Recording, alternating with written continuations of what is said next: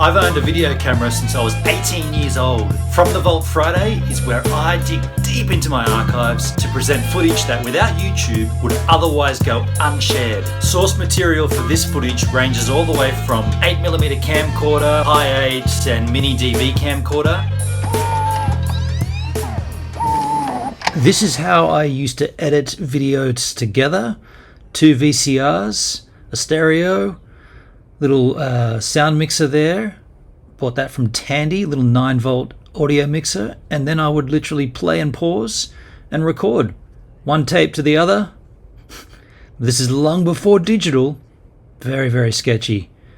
Very, very poor quality. That's why all these videos are poor quality.